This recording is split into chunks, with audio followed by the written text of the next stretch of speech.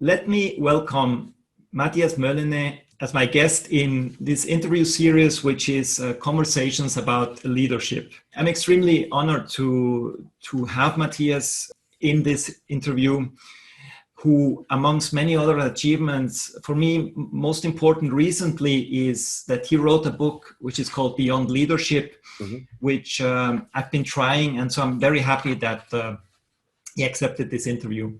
Maybe to tell you something about Matthias, he had a very short stint, if I'm right, in sales in Lufthansa, and then moved very quickly into HR, where he spent about 16 years in Lufthansa in senior roles, and then also for the 4 last years of Swissair. And then after leaving Swissair, he had 2 more roles. Again, very senior executive VP roles in companies. But for the last 15 years, he's been running his own company, PeopleXpert. So, and in addition to that, he's also head of the Center of Human Resources and Leadership of the HWZ University of Applied Sciences and Business Administration, and director for the Future of Work Forum in London, which is, I had to write this down. So dear Matthias, welcome to this interview. Yeah, thank you that you kept it short. So I'm already 60 years old, so my CV is pretty long. yeah, that happens now. Yeah. So the first question I ask is, I mean, you had a very impressive career in HR with really impressive roles.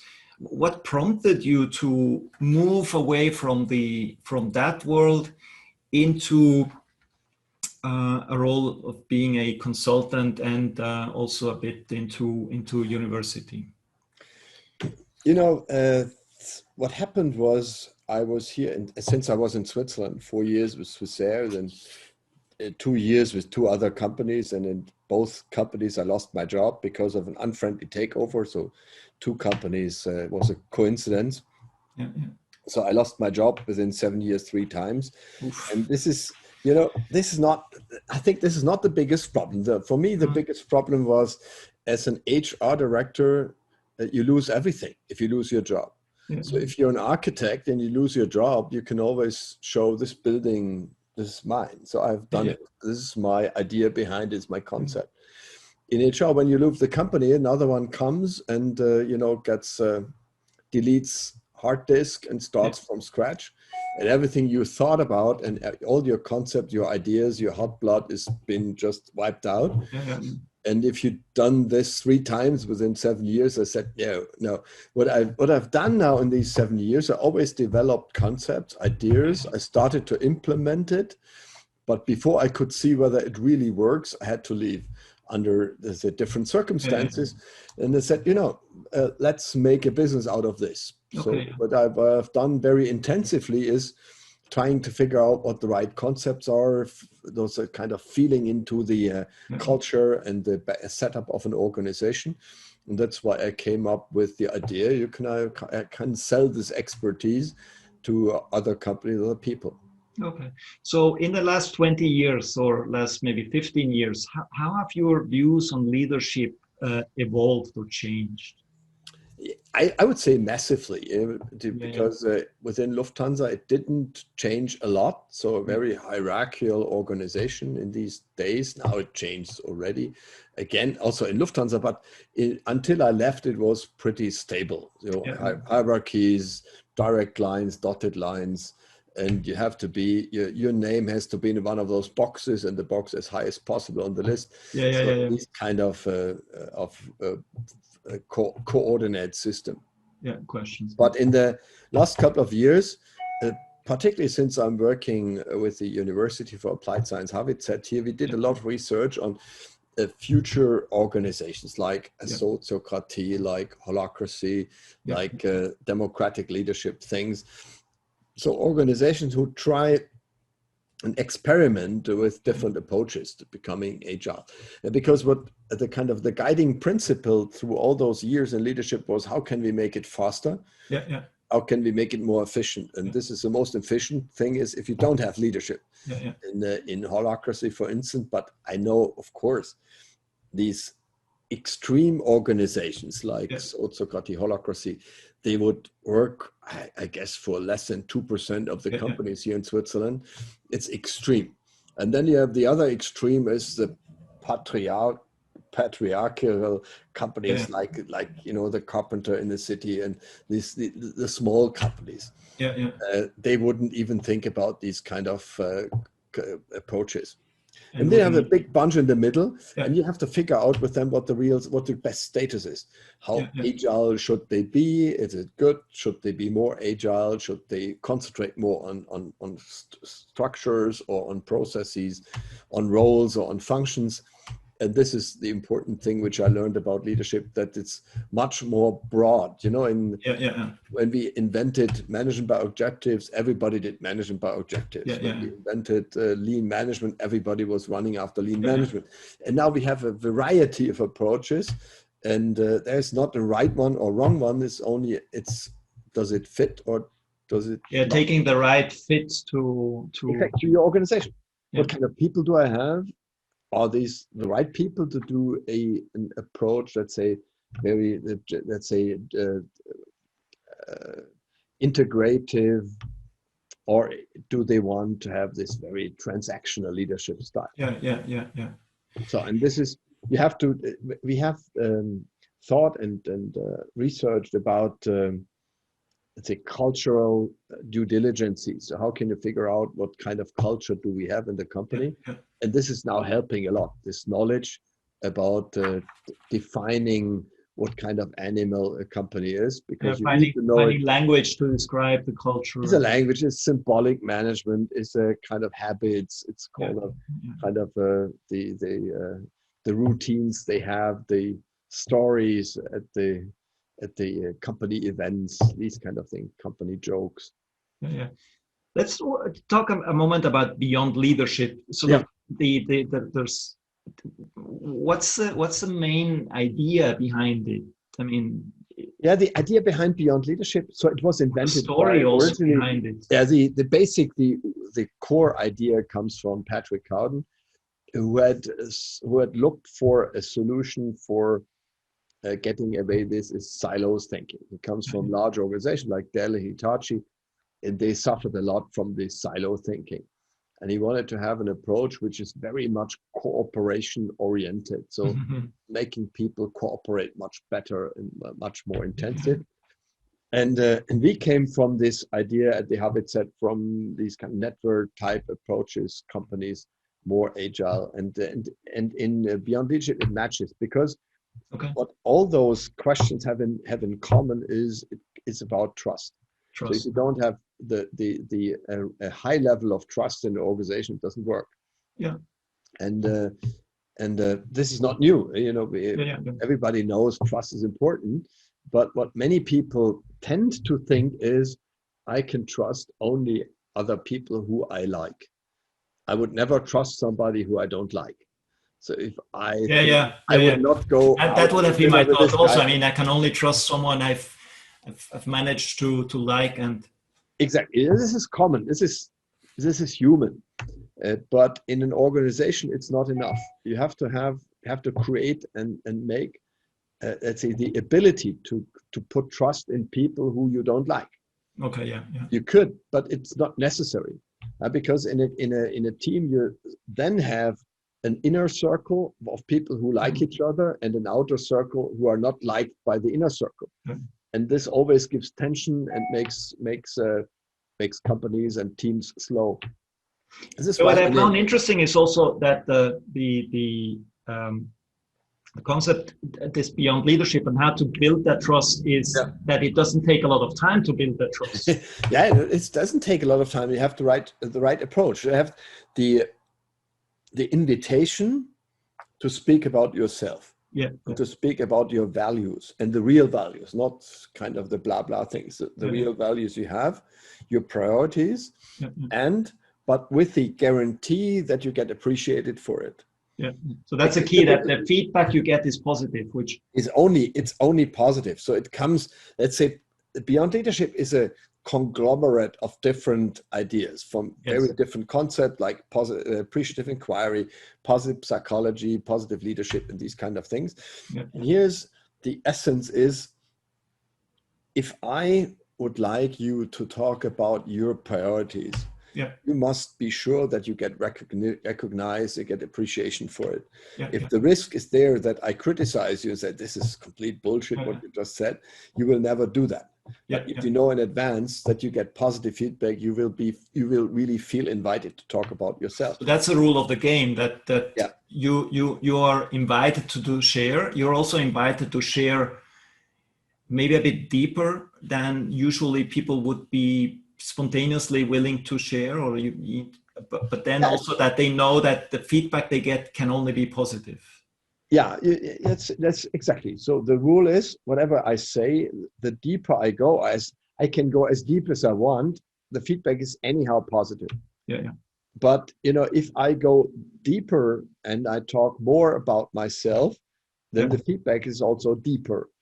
If I like deep feedback, which all of us do, then I have to contribute. It's kind of a game. So if it's a give and take. It's a give and take. And and I know people who stay on a very high level and they don't go deep, but they appreciate it anyhow. They like it. They like That's it why anyway. it's not a prerequisite that you have to go very deep. You can stay at the top and it still works.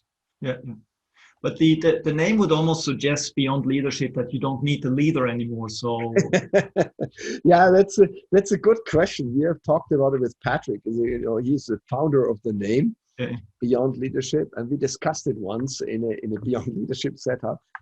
What is actually Beyond Leadership? And we said maybe it's a question. Beyond Leadership ? And the answer could be friendship. So what's beyond leadership? It's friendship. But what you also said when we talked before this interview is that it's also a notion of leadership, that the leader is leader as a service. So that this notion is also in there, that there is like two notions, that leadership, or beyond traditional leadership, you could almost, so it's turning a bit certain paradigms of leadership around. And putting more emphasis on the trust within the team, and that the leader may also be the one who actually initiates a process like that. I could imagine, no? This is true. So if I have a leader who says, I don't take part in this exercise because I'm the leader, this is critical. It's problematic. I can imagine. Otherwise, I take part, but I want a special role. I said, this is not possible beyond leadership. But we have two things, One was, I had introduced Beyond Leadership at a very, very large organization, 350,000 employees. Whoa. And we did it randomly. So I did it in an HR, let's say, further education program. And then they spread it all over the company, did it here and there, blah, blah, blah. And but I lost track of it. And a couple of weeks later, I got a phone call from the secretary of the new CEO. And she told me, we got a new CEO. He used to be CFO before. And he wants to introduce himself to the top 150 leaders of the company in 3 weeks from now. And he heard that you introduced a funny thing in HR. And he doesn't know what it is, but everybody talks about it extremely positively. Could you do this at his inauguration event? I said, sure, I could. And then he came to me and I said to him, unfortunately, I can't come to Berlin, where the company is located, earlier to introduce it to you, to explain it. I have no time to do that. Scary. And he said, I don't care. Come to Berlin. We have all the managers here. And I have full trust it will work. I don't know what it is, but I trust it will work because my people told me it's a sensation. Okay. So I met this guy 10 minutes before the show, and he said to me, he introduced himself to me and said, I'm the boss. Here are my 150 most important people. Here is a stage. So go ahead and do it. There's one condition. You have to treat me identical to all the others. Okay. I said, oh, this is very good because there's no alternative. Okay. Glad you said that. Do it. And then now it's in the company, and some parts of the company, they do it and they were successful. Others, they don't like it, they don't do it, and it doesn't matter. Okay. It doesn't matter. So, I know many change and team building concepts, and they only work if you do it for the entire company, and it has to start from the top. Okay. And here's another thing. In another company, a smaller company, 3,000 employees in one location, technical company, engineering company. And they, in a management seminar, a group of 15 middle managers figured out they are not willing to stand any longer this system of silo thinking and fighting against each other. So we don't do this bullshit any longer. We rather cooperate. And in order to show that they are willing and to cooperate, they decided to wear green bracelets. Okay. So Lance Armstrong had the white ones, I think AIDS Foundation, whatever that was, and they elected green ones to show everybody with the green bracelet, I don't do these bullshit games any longer. I cooperate. And the CEO was aware of that, but he wasn't a fan of it, but he also didn't forbid it. And then they learned, coincidentally, they learned me and Beyond Leadership, and then we had 2 sessions to introduce and say, this is exactly what we need for the entire company. We started to do it, and then the CEO said, I want to know more about it. We have a all management meeting, 150 leaders, and you're invited to show it to everybody. So the group of the 15 and me as a moderator, we started. And after we did the connect, so the core part of the exercise, the CEO came on stage next to me and said, stop. I said, oh shit, now he kills it. But he said, you can continue in a second. But before that, I would like to apply in front of all of you for a green bracelet. I would like to wear one too. I guess that was a scary moment for you, no? For me, it was scary. Of course, I was scared to death. He kills it. And then, this is how the model works. This is fascinating. It's something which you don't need to put at the top first. It also goes with the middle. It works also if you only have parts of the organization. Exactly. So maybe a final question, just looking at time. Final question. I mean, this all sounds very touchy-feely. I mean, how would you... Isn't that asking too much of the average executive to embrace or to engage in something like this? I wouldn't introduce it as a 0 to 100 in one meeting. So we can do it stepwise until people get acquainted to it. And here's another funny example. We did it in a large administration of the canton of Zurich, 350 employees. And they were really fan of it. They really worked on it. But they had one guy in the executive team. They have a Geschäftsleitung, an executive team of 6. And one of the 6 didn't like it. I said, I don't talk about personal things. I don't know. He was in the team since 15 years. And his fellow colleagues in the executive team didn't know whether he had a family or not. Nobody knew anything about private things from this guy, because he was, for him, it was important. It was. And then they decided, okay, we do Beyond Leadership and we leave him out. We don't force him to do it. Once he wants to join, he can. If not, he's outside. But we do it. And 3 months later, after several rounds of exercise, which I was not part of, I got a call from the director, and he said, a miracle happened this morning. We had our 9 o'clock meeting, and we start with a typical Beyond Leadership check-in, connect. So how am I doing?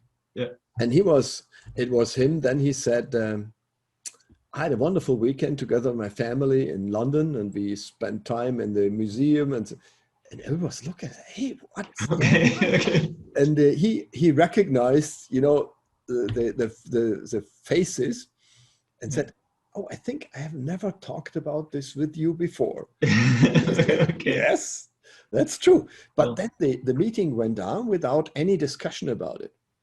So that is what happened to you, nothing. It just kept it and said, thank you very much, it's good. And then the miracle happened. After the meeting, they typically, every time they go back to their offices and close the doors. Yeah. That was the typical habit. Yeah. So management sits behind closed doors. You have to knock at the door, come in. After this meeting, everybody went into his office and all the doors kept open. Oh, wow. Now Without talking about it. It was just natural. Now we are a team. We can leave the doors open.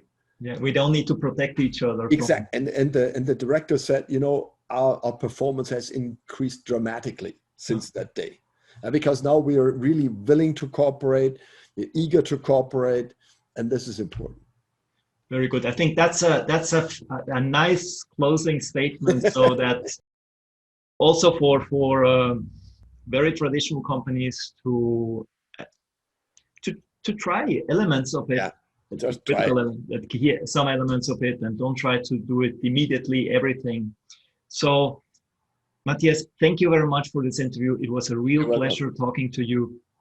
And I wish you a lot of success continuing to promote. And I hope that this channel and sharing this video will help also promote these ideas. Okay, thank you very much. Thank you very much and take care. Have a good day. Bye.